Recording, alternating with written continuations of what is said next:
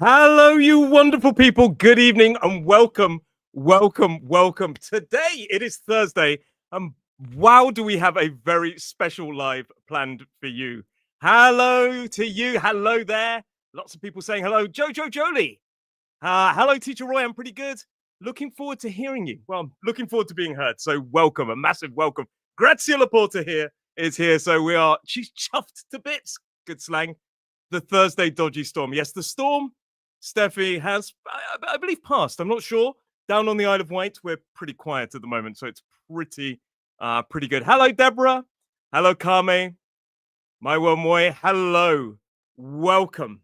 Welcome, everybody. So tonight, we have a very special lesson planned. We are going to learn pronunciation with British slang. Learn pronunciation with British slang. Hello, Nupur. Hello, Yasmin. Hello, welcome. We're going to be learning pronunciation with British slang. We're going to be focusing on connected speech and using British slang to help us learn the rules and also practice the rules. And we're going to learn some cool bits of British slang, real British slang that I actually use every single day in real life. But today, we're going to practice our accent melody and connected speech using typical British slang and expressions. And I'll explain to you the meaning of them all as we practice. So after this lesson, you won't only improve your pronunciation, but you'll also improve your vocabulary. So first, I want to talk to you about mastering the melody of British English. Why is mastering the melody of British English so important? Well, it's one of the ingredients that makes you sound totally fluent. Fluency isn't just about perfect grammar or vocabulary. In fact, it's very rarely about that. It's about how it's about choked on that bit. It's about how well your words flow together, how naturally you can express yourself without long pauses or sounding too mechanical. And this is where melody training comes in. Now, in a modern British RP accent, the melody of your speech is created by the rhythm, the intonation, and stress patterns. It's the rise and fall, I should say, the rise and fall of pitch. It's the flow of connected words. It's the subtle emphasis on syllables. Most learners only focus on pronunciation, but they neglect the kind of music of the language, which is critical to sounding natural. So I've developed a method called the pronunciation rewire method, and it's a proven method. And we focus on three core things. Natural rhythm. A modern British RP accent has a distinct rhythm that makes the language sound smooth and some people say elegant. And you'll learn how to pace your speech, avoid over pronouncing, like I did just then, words, and create that natural flow that makes your accent sound natural. It also focuses on intonation and stress. The pitch of your voice rises and falls throughout a sentence. You'll master how to emphasize the right syllables and let your intonation rise and fall like a native British English speaker, making your speech more engaging and dynamic. And the third thing that the pronunciation rewire method focuses on is word linking. Native speakers connect their words. Somebody once said to me, it was quite funny. They said, sometimes it seems like the more sounds we drop, the more natural it is. And I found it quite funny, but there is an element of truth to that. The more sounds sometimes we emit, the more natural the flow becomes. And native speakers will blend these words together without those unnatural pauses. James Bond has just said, hello, sugar. Hello, sugar. So you'll learn how to link words effortlessly with the pronunciation rewire method, allowing you to speak smoothly without sounding like you're thinking too hard about each word. Now, today we're going to focus on connected speech, which is one of the most important elements of accent melody training. First of all, we need to say, what is connected speech and why is it important? Well, connected speech basically refers to the way words are pronounced together in natural spoken language. It's not just about pronouncing each word correctly on its own, but how these words flow together, a little bit like water in a stream. They flow together in sentences. Listen to my words. I am not breaking the sentence. I am flowing everything together quite naturally. This flow is of pronunciation is crucial for sounding fluent, especially in British English, where rhythm, intonation, and the linking of sounds plays a significant role in the accent. Plus, it is one of the most important things to learn if you want to reduce overemphasis. So I've put it on the board. What is overemphasis? Hello, Marie Christine. Wonderful. Now the party has begun. Welcome. Good evening. I'm glad you found me as well, Angel. Lovely to see you here. So, what is overemphasis? This is what we really want to avoid. Overemphasis occurs when non-native speakers pronounce each word too clearly and too distinctly, and they often separate words in a manner that sounds unnatural to native listeners. And this can happen due to a few things. It could be pronouncing each word in isolation. We're going to give you an example. So instead of blending words together, speakers may enunciate each word separately, which disrupts the natural flow of speech, or they tend to exaggerate the pronunciation like that. Overly stressing each syllable or sound, and it can make speech sound mechanical and unnatural. We'll talk about that in a moment. And the thing is, when we do overemphasize, it impacts in three ways. It gives us an unnatural rhythm. We're going to show you an example. It disrupts the rhythm and the intonation patterns characteristic of native speech. It ends up with basically reduced comprehension because native listeners actually can find it quite difficult or quite intense to follow because it lacks fluidity. And likewise, we have that, we stop almost sounding like ourselves. We focus more on the individual words and not on what we're saying, the beautiful method, the beautiful message that we have. So let's bring this here. I'm going to pronounce this like it's written. I am going to the shop. Wow. I am going to the shop. It sounds a bit aggressive, actually, but it sounds robotic and choppy. I am going to the shop. Not very natural. Let's talk about a few things that could be going there. So English is what we call a stress-timed language, and there are stressed syllables and unstressed syllables. So it's not going, it's going. Going. We stress the first syllable. We don't stress both syllables. If you compare that to something like Italian, which is syllable timed, it's much more balanced. It's much more democratic. We are stress one syllable, stress a certain word, but we don't stress every syllable. Otherwise, it sounds like going, going. It's not going, it's going, going. The first syllable sounds a little bit longer than the second. Hello, everybody. Lots of people saying hello. Oh, I'm really glad. Hello, welcome, welcome. And we also have stressed and unstressed words in sentences. This is really important for this evening. And some words even have weak forms. They have weak forms and strong forms. So what does that actually mean?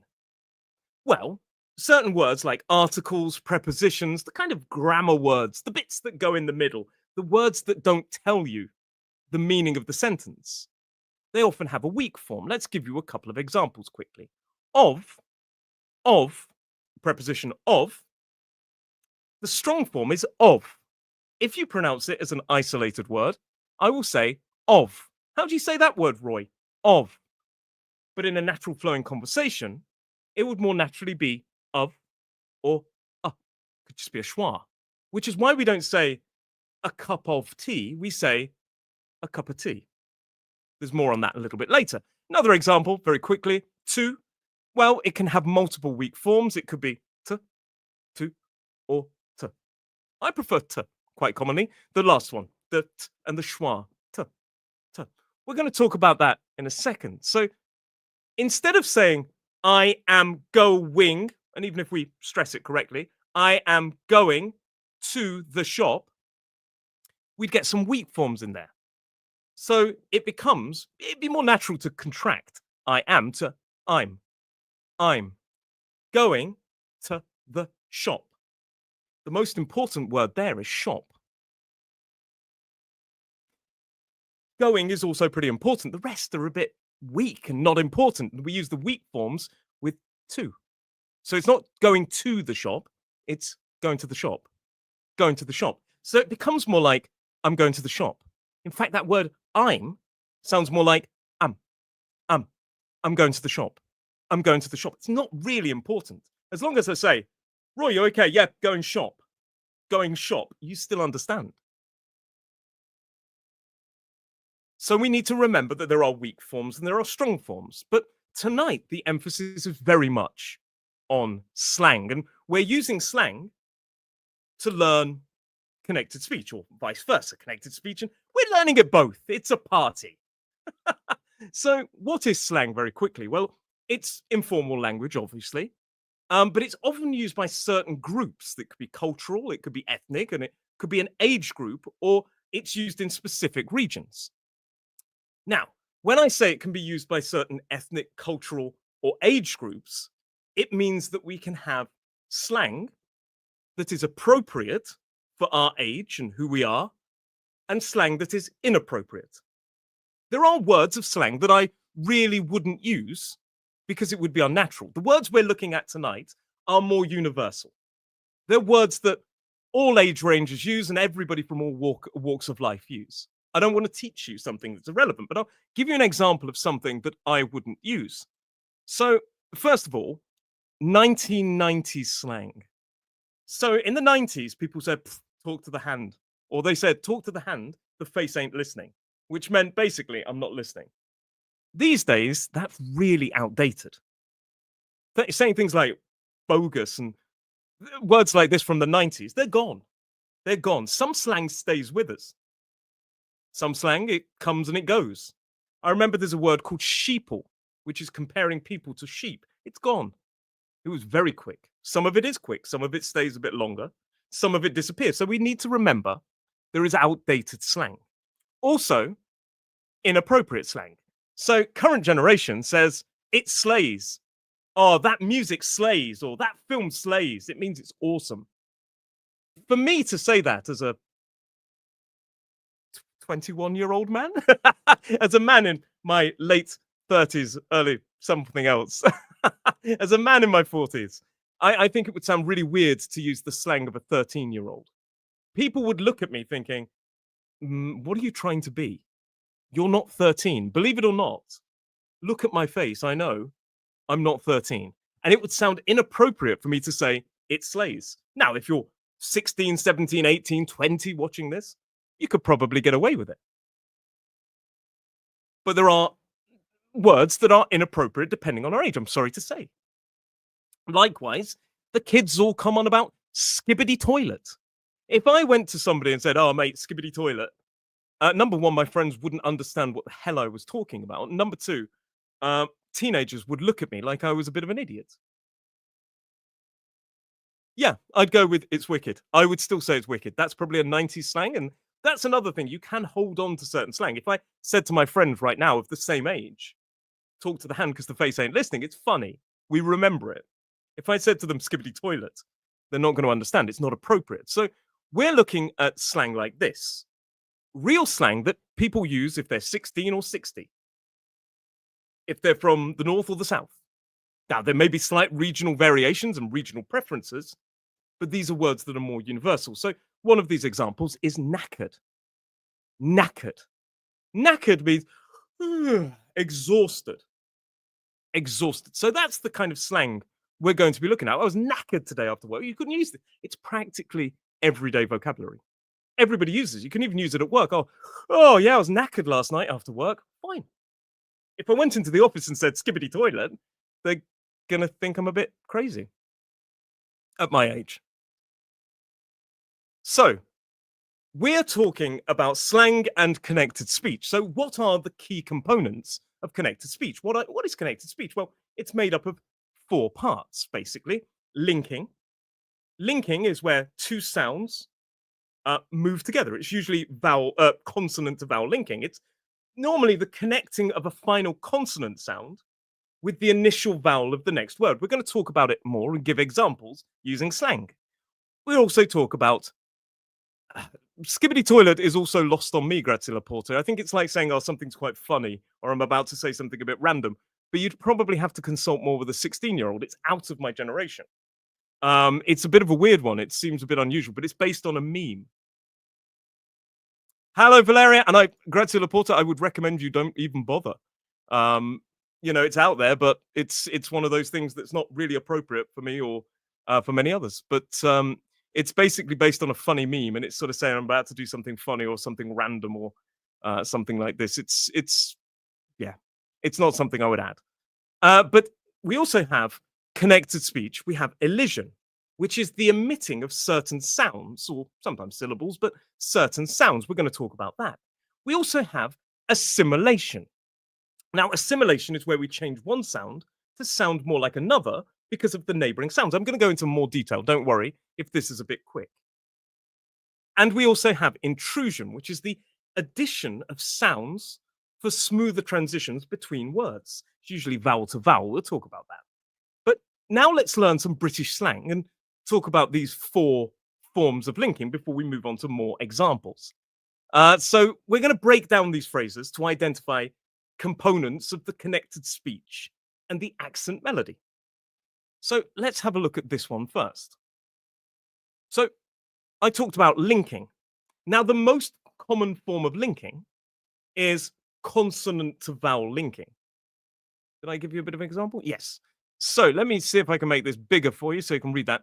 So when a word ends in a consonant sound, like a n or a t or a b, for example, whatever sound it is, a consonant sound, and the next word starts with a vowel sound. Now, notice I'm saying the words sound because sometimes letters are silent. Remember, it's ridiculous. English is ridiculous. I'm sorry. And the next word starts with a vowel sound. The consonant sound kind of moves over to bridge the gap. So if one word ends in a consonant sound, and the next word starts in a vowel sound, it moves over. I'll give you an example. Here's a sentence. Well, let me move it over here so I can see it a bit better. That's bang out of order. That's bang out of order. That's bang out of order. Okay, so you can see there, we've got quite a few consonant sounds at the top. That's bang out of order. Now, I suppose I should tell you what that's bang out of order means, really. That would be important, wouldn't it? So bang out of order means inappropriate. Your behavior last night was bang out of order. It means very inappropriate. So notice that the pronunciation of the OF word here is of. Now, normally we keep the sound if it comes in front of a vowel sound. So it becomes of order. Of order. It's not a order. That becomes a bit tricky to say. So we keep the v to link the word OF to the word order. So the word bang ends in a sound, and the next word starts in a vowel sound, the ow, the diphthong ow. So the moves over to the ow. The word of starts in a schwa, the which is a vowel sound. So the t from out moves over. And the v from moves over because the order starts with a vowel sound as well. So instead of that's bang out of order, we have something that looks a bit more like this. That's bang out of order. That's bang out of order. You can see I've moved them across, and hopefully I've written it there. Yes. So you can see down below, I've written the proper phonemes. That's bang out of order. Bang out of order. Bang out of order. It's like it's one word, but you can see in the kind of closed brackets like this, these square brackets, that I've written it Now, that isn't phonemes, it's not proper English, but that's kind of how we say it. So I wanted to give you two options, whether you read the phonemes, the proper sounds, which is something I teach on my course, The Ultimate British Pronunciation Guide, or whether you just find it easier to kind of read it as it's said. I've given you both options. So the top one is the proper spelling, the proper writing. The middle one is the kind of way we say it. And the bottom one is the pronunciation, the proper professional pronunciation. And look, I've written it as that's, ban, gao, to, vorder. That's bang out of order. Repeat after me. That's bang out of order. That's bang out of order. That's bang out of order. That's bang out of order. It's almost like it's one long word. And notice we don't pronounce the R at the end of order because it's not followed by a vowel sound. There's a lot to cover in pronunciation, but order is pronounced order, not order. So we don't pronounce the at the end of order. Modern British RP is a non-rhotic accent. So the first one is that's bang out of order. The sounds, the consonant sounds are moving over to bridge the gap. If I say them as isolated words, that's bang out of order, doesn't sound very pleasant. Which do you prefer? Let me know. Number one, that's bang out of order. Or do you prefer number two, more natural? That's bang out of order. That's bang out of order. Let me know. Number one or number two, which do you prefer? But I'm going to move on now. Hopefully you'll say number two, because that's actually what we're looking at. That bang out of order sounds a bit difficult to listen to. So, number two, says Steffi.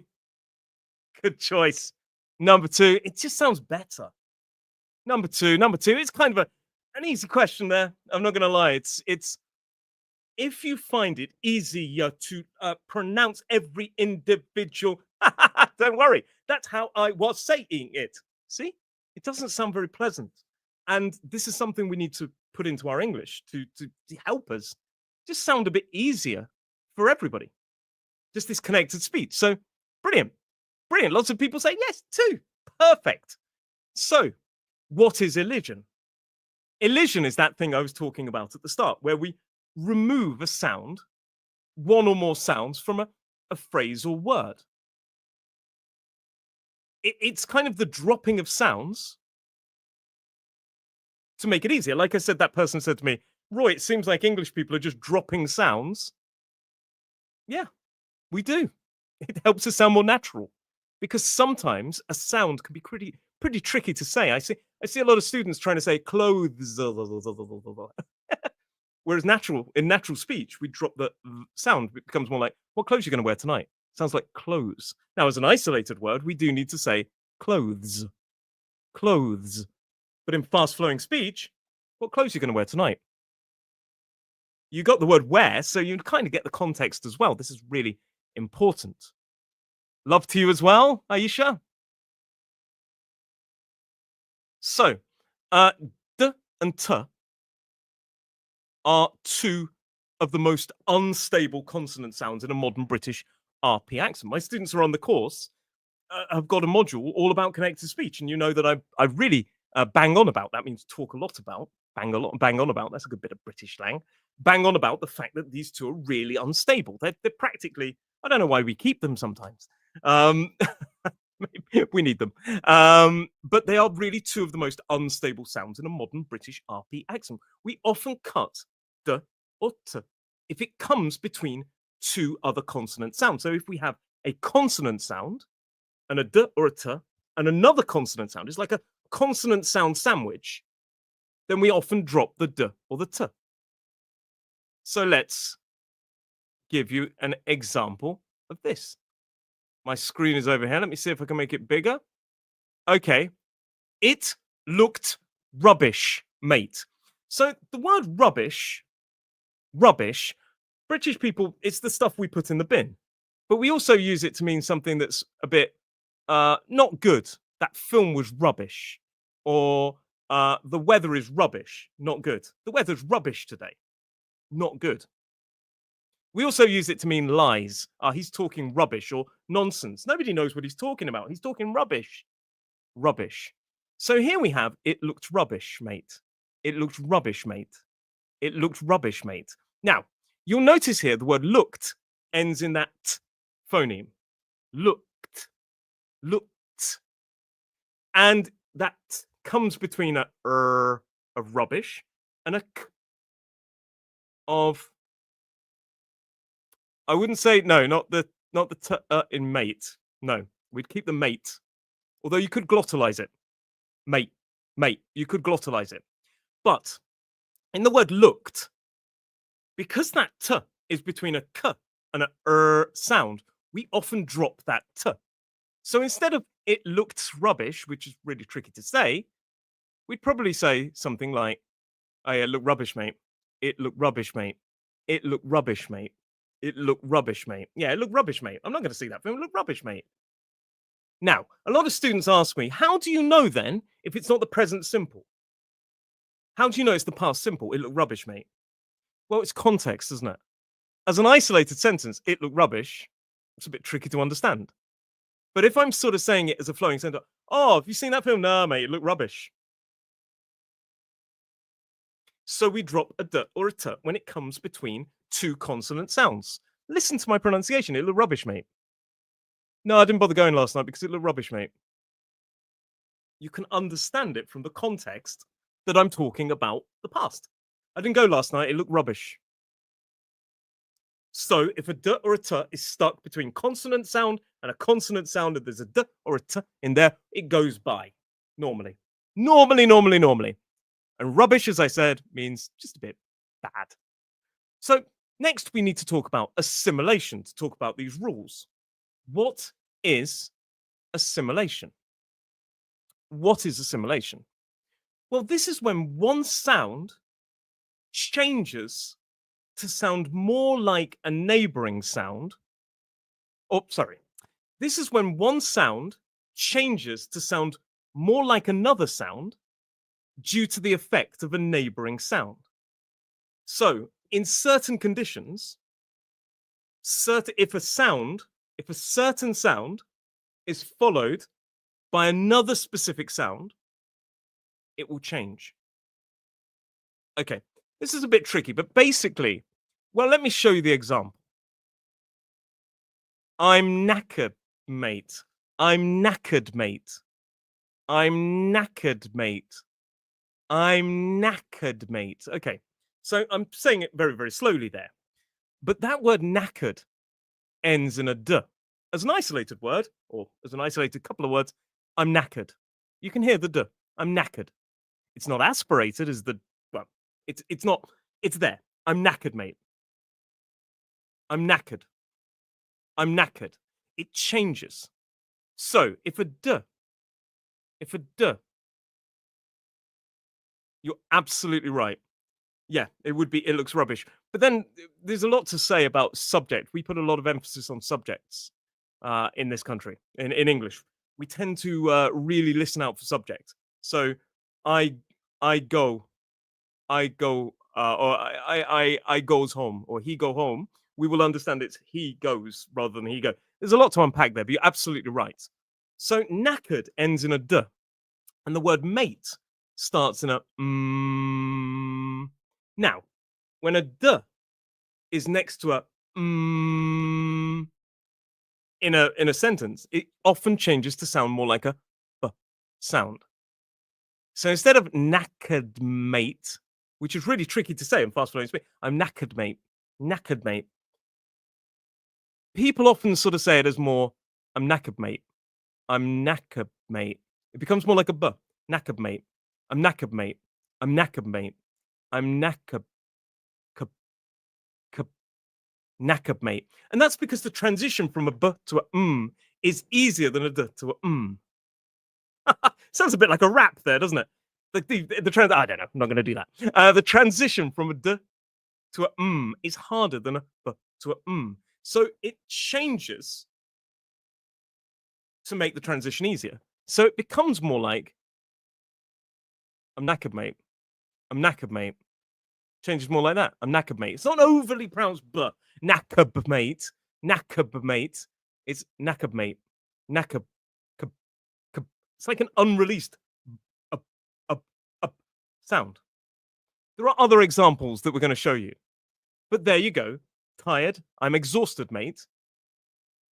I'm knackered, mate. I'm knackered, mate. I'm a knackered, mate. I'm just knackered, mate. So finally, we need to talk about intrusion. Intrusion is where a sound is inserted between two words to make the transition easier. Now, normally we talk about vowel to vowel linking. Vowel to vowel linking. So when one word ends in a vowel and the next word starts in a vowel sound, sorry, when word ends in a vowel sound, I need to be very careful there. Vowel sound, because certain words that end in the letter E don't have an E at the an E or an E sound at the end. When a word ends in a vowel sound and the next word starts in a vowel sound, we often have this kind of linking sound, this intrusive sound. And we call it intrusive because it's not there. We're going to give you a really good example of this. But this sound isn't there, but we can hear it. And it makes the transition easier. A lot of languages do this, but there are certain rules, and certain vowels trigger certain sounds. So the common intrusive sounds are and y.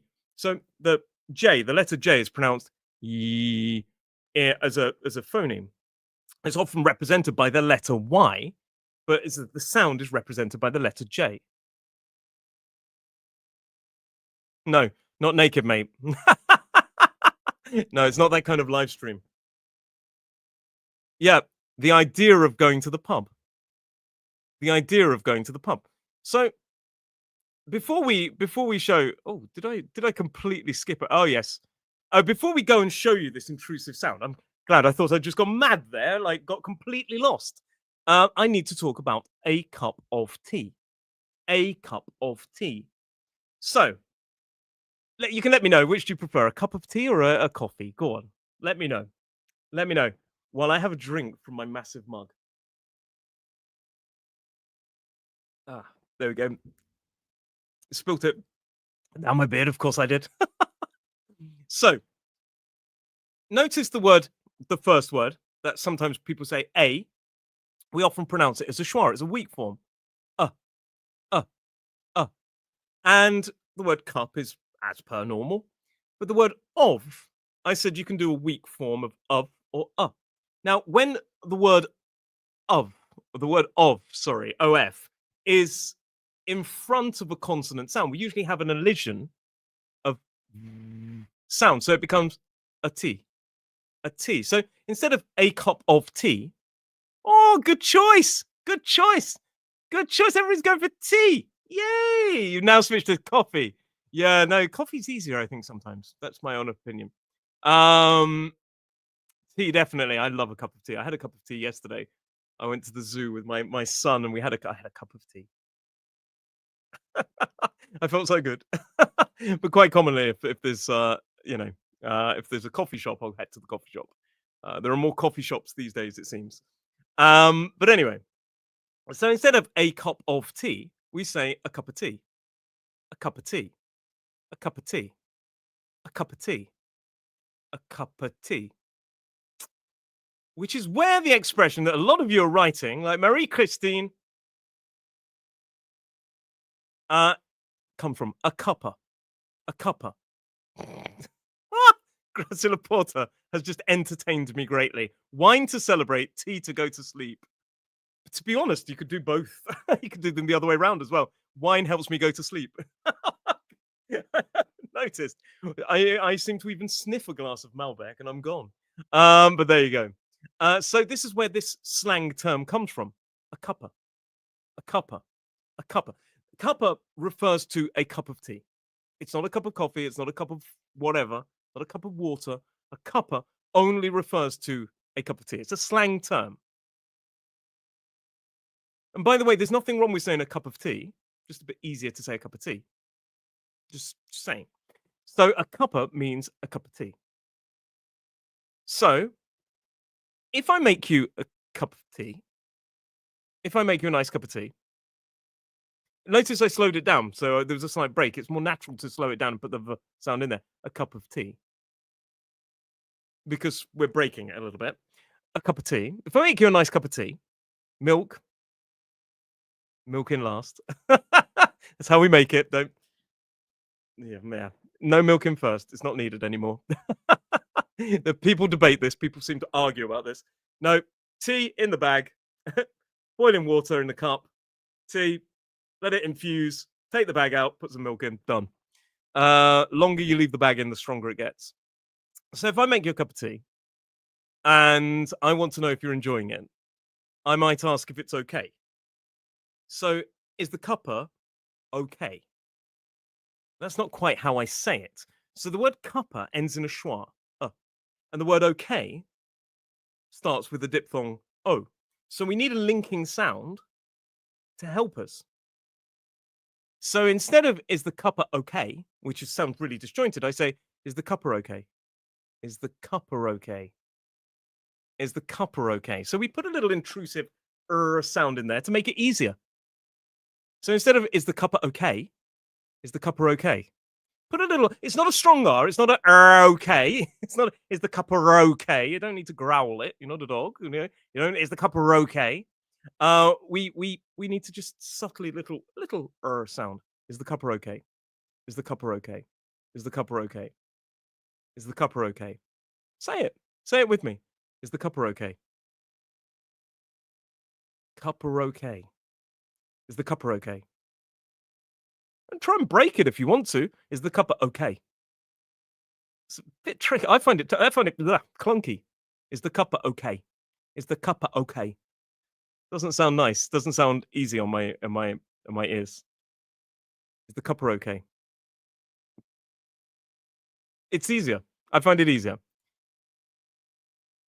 So now I'm going to go through some other examples.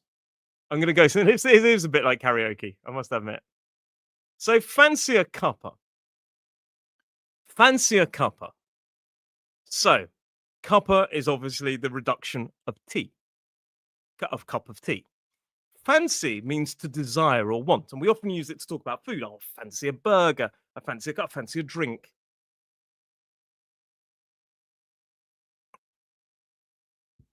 Oh, grazie la porta. I fancy a glass of wine tonight. You know, this kind of thing. Fancy can also mean desire romantically. If we talk about people, I fancy my wife. Obviously, I do. So we have fancy a cuppa. Fancy a cuppa. So notice that the word a in the middle is pronounced with that schwa, and fancy ends in that long, well, the shorter version of the e sound. Fancy. Fancy. So to link that e to the we have a little y sound. So it becomes fancier. Fancier. I think that's quite logical. That's a bit of a linking y because you can see the letter y there. So instead of fancy a cuppa, it becomes fancy a cuppa. Fancy a cuppa. Fancy a cuppa. So it ends up looking a bit more like that. I've written it in that kind of weird way. Fancy your cuppa. Say it with me. Fancy a cuppa. You can say it by reading the top one, or you can say it by reading the bottom. Fancy a cuppa. Fancy a cuppa. Fancy your cuppa.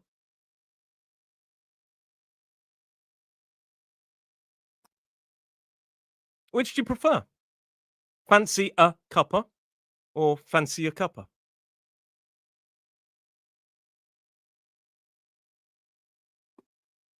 I'm not sure. I'm not sure if that's true or not about gin. I don't know. It's too late to check as well. But there you go. Fancy a cuppa. So it becomes a bit more natural to say it a bit more like that. Let's show you some other examples to give you some more. There you go. Yep. Number two is better. I agree with you. You're having a laugh. Having a laugh means you're joking, you're not serious. Sometimes we don't mean it about like, ha ha ha. Like if you say to me, I'm going to sell you my car, and I say, okay, it's a bit of a bad car. Maybe it's worth £1,000, and you say £50,000. I say you're having a laugh. You're having a laugh. It's like you're not serious, mate. You're having a laugh, mate. No. So we're going to talk about this one. You're, you could say you're, but quite commonly we say yeah, yeah, yeah. And while not everybody will do it, but quite often when talking with slang, somewhat the accent drops a little bit. So sometimes we drop that accent a little bit, and people will actually drop the to a So they say having, having rather than having, having. They don't pronounce their words fully because it's slang. It's meant to be a bit fun. It somewhat sounds a bit cockney when people sometimes. So, and quite often in this, they may drop the H in slang. They wouldn't drop it in natural speech. They wouldn't say, "You're having a laugh," but they might say, "You're having a laugh, mate. You're having a laugh. You're having a laugh." I'm just giving some examples here. Notice my pronunciation of laugh as well. Laugh. I use that long vowel sound, laugh. So in the north, they'll use laugh, but I'll use laugh. So it could be pronounced like, "You're having a laugh, mate. You're having a laugh, mate. You're having a laugh. You're having a laugh." It's like kind of like a fixed phrase. It's almost getting like core blimey territory. But there you go. You're having a laugh. You're not serious. So notice there's lots of kind of uses of weak forms.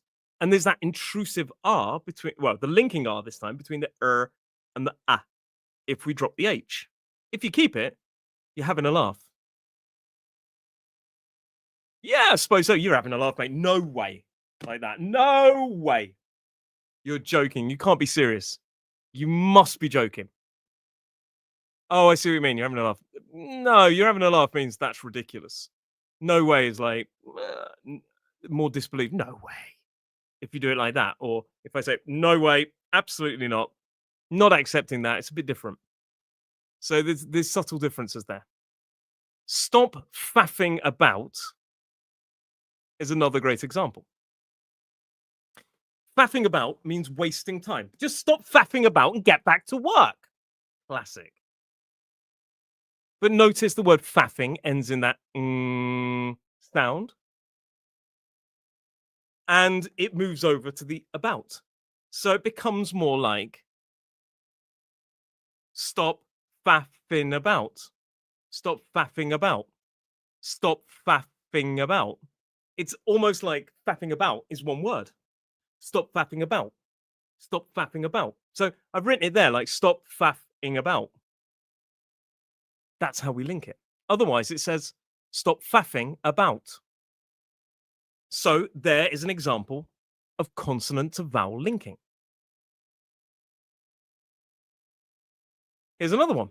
Chuffed means happy. This is a bit, I would say this is less common with the kids, but it's still pretty that it's there. Chuffed means pleased or happy. Pleased or happy. I just wanted to, not all of them have got great examples of connected speech, but the word proper, we don't pronounce the R. It's not proper. It's the final R, sorry. She's proper chuffed. She's proper chuffed. And notice how I really stress the word chuffed. She's proper chuffed. That's a good bit of melody because I really want to exaggerate. She's proper chuffed. She's proper chuffed. So it sounds a bit more like that. She's proper chuffed. Mate, she's proper chuffed. So we often really emphasize slang words like this to kind of say, I am knackered. She's proper chuffed, to really show that we're feeling what we say. Just wanted to teach that one. Here we have taking the mickey. If you take the mickey, you mock somebody, you tease them. I'm only joking, I'm taking the mickey. A ruder version of this would be to take the piss. I would say err on the side of caution because piss is seen as a mild swear word. I did this in a lesson the other day. I taught it. Taking the mick or taking the mickey is more common. So in this one, you've got, let me bring it over to me. I've just lost it up there. There it is. So you've got the word Mickey, which ends in that E sound, and out, which starts in a vowel sound. So we have that L sound, Mickey owl. Mickey-ow, Mickey-ow. And then you have the t in out and a schwa in of. Mickey-outer, Mickey-outer. And notice we've dropped that v sound because the next word starts with a consonant sound. You could say Mickey out of me, but it breaks it down a bit. So I would say, he's taking the Mickey out of me. He's taking the Mickey out of me. He's taking the Mickey out of me. He's taking the Mickey out of me. He's taking the Mickey out of me. He's taking the Mickey out of me. Read it like I've done at the bottom. He's taking the Mickey out of me. Come on, stop it. He's taking the Mickey out of me. He's taking the Mickey out of me. It sounds like another language, doesn't it? If everything's gone pear-shaped, it's all gone wrong. Oh, this day has gone pear-shaped. It's gone wrong. Everything's gone wrong. So, what's happening here in terms of connected speech? Well, first of all, the word it's ends in a s sound and the word all starts in a vowel sound, so it moves over. It's all. It's all. It's all. Gone ends in a n and pear starts in a p. So the n changes more like a to transition. Gone pear, rather than gone pear, which is really tricky. Gone pear, gone pear, gone pear, gone pear. So instead of gone pear, instead of gone pear, gone pear. It's very subtle. It's not gone pear. It's gone pear. Gone, gone, gone. It's all gone. It's all gone pear shaped. We don't pronounce the R in pear either. It's not pear shaped. It's pear shaped. So it sounds more like it's all gone pear shaped. And notice that I've actually cut the it out because a lot of people will do. It's all gone pear shaped, mate. It's all gone pear shaped. It's all gone pear shaped, mate. It's all gone pear shaped. Mate, it's all gone pear shaped. It's all gone pear shaped. It's all gone pear shaped. It's all gone pear shaped. Slang sometimes, in natural spoken English, we drop a lot of sounds. My wife is here, ladies and gentlemen. Welcome. She said, I'm repeating these phrases with headphones on, and John thinks I've finally lost the plot. Lost the plot is British slang. Well done, my wife. To mean gone crazy. And darling, I don't think you've finally lost the plot. You lost the plot years ago. You've been married to me for too long. John is our son. Welcome, my darling wife. Let's move on to another example. Oh, by the way, instead of gone pear-shaped, some people say tits up. Tits up is slightly ruder, slightly naughtier. Tits can refer to a lady's breasts. Tits up just means a bit of a mistake. Some people say gone tits up instead of pear-shaped. It's a bit more informal, possibly a bit more vulgar. If I was in the office, I'd say, yeah, it's gone a bit pear-shaped. I wouldn't say it's gone tits up, maybe. I would refrain that more down for the pub. Maybe. But it exists, and I wanted to, teach you that these things very much exist. So this one, I can't be bothered. Gosh, children, talk about John. Can't be bothered. Guy says this all the time. It means I'm not interested. I'm not motivated. I don't want to do it. Do you want to come to the party? I can't be bothered. This is like a teenage thing to say, but everybody says it, by the way. We just make fun that teenagers are really difficult. Oh, no, I don't want to. Can't be bothered. Oh. My son is 7-year-old going on 17. So what's happening here? Well, can't.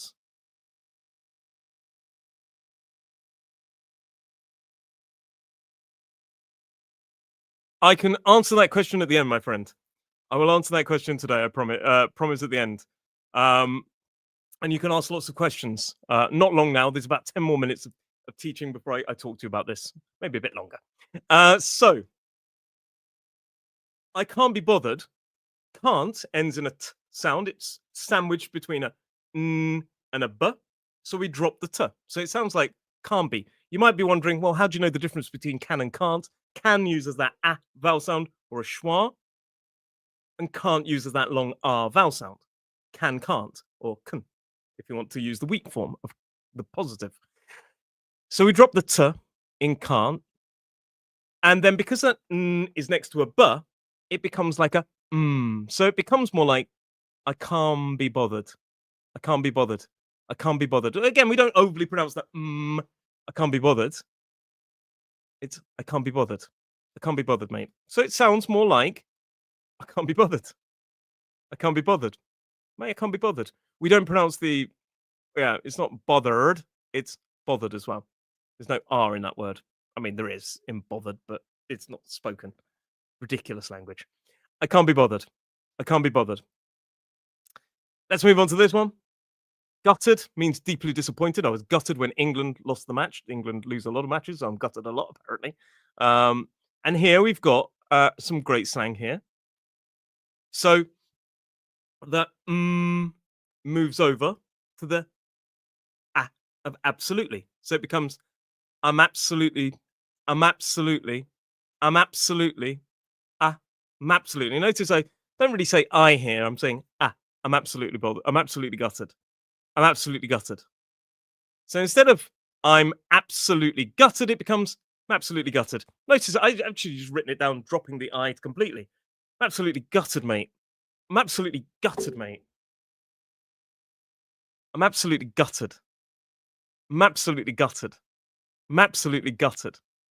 Just get rid of that sound at the start. I'm absolutely gutted. Again, maybe not in your IELTS, but this is how we speak naturally.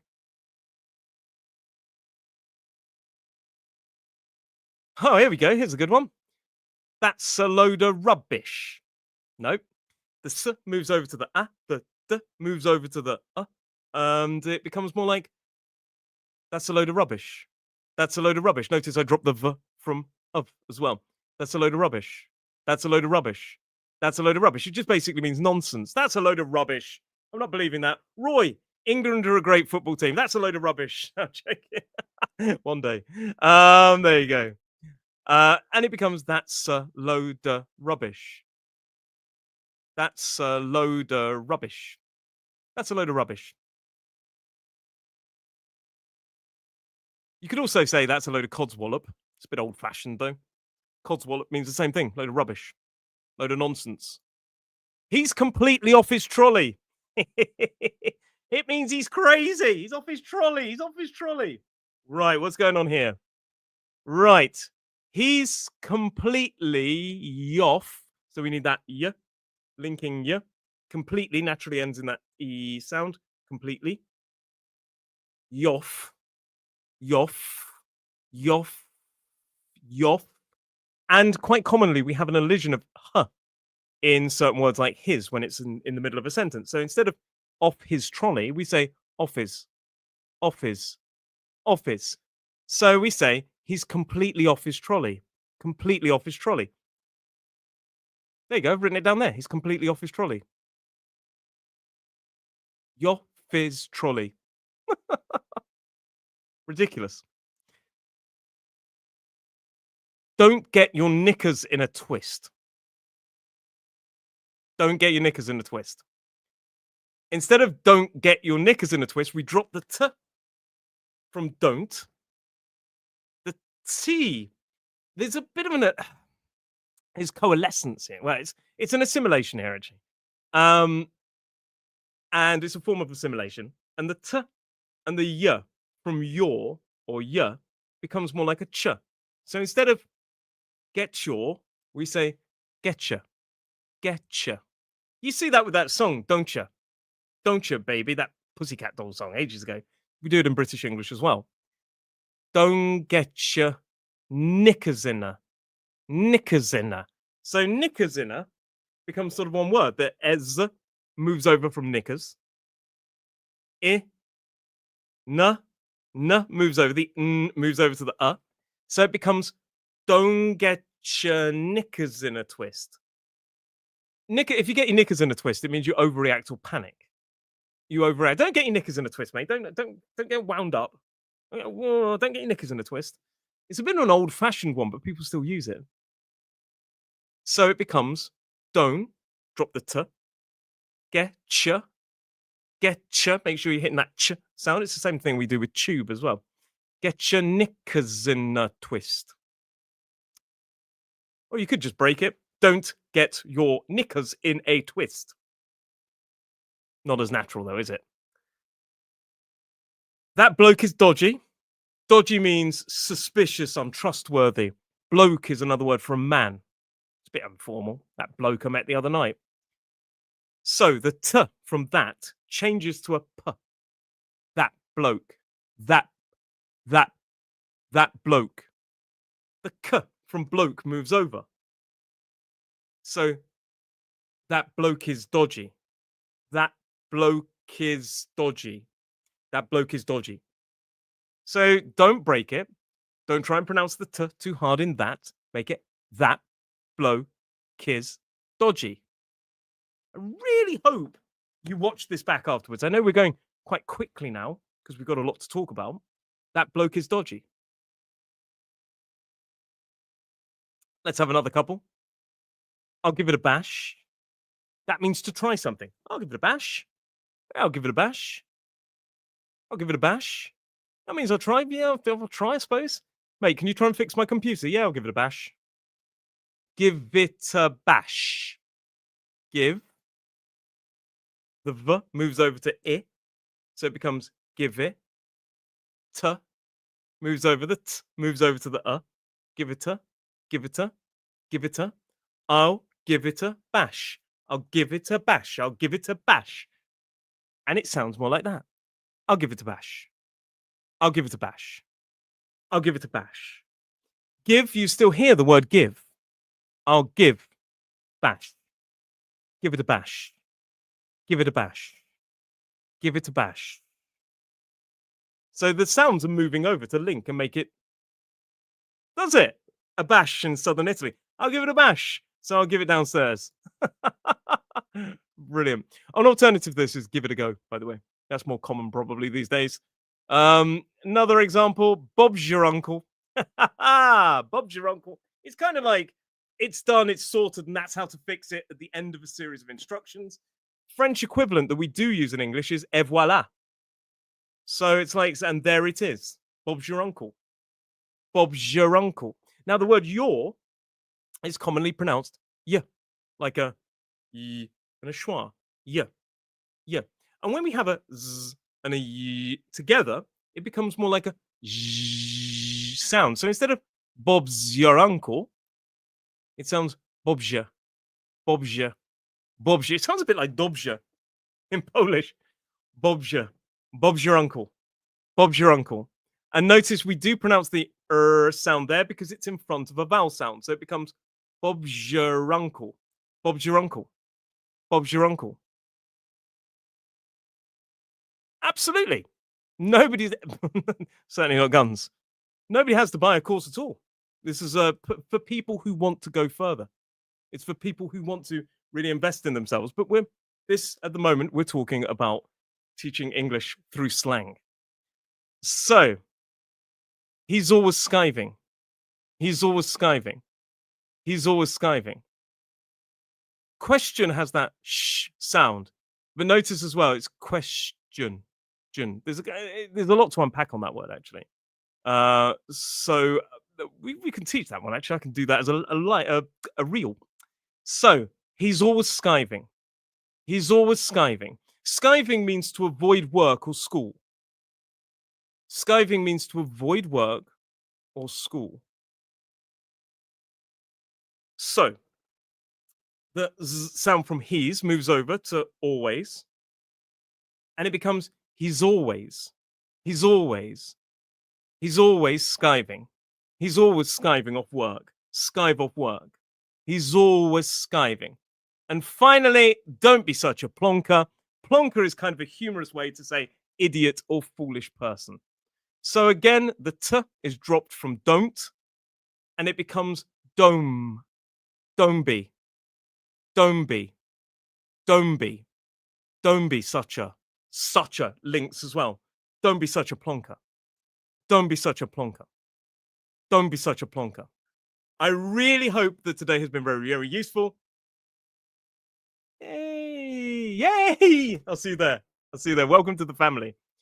So, like I say, today we've looked at connected speech and we've looked at slang and expressions that you're going to hear in real everyday life. And we've looked at the rules of how connected speech how it really is, how connected speech is in these slang expressions. We've looked at it in action, basically. So I really hope that today has been useful.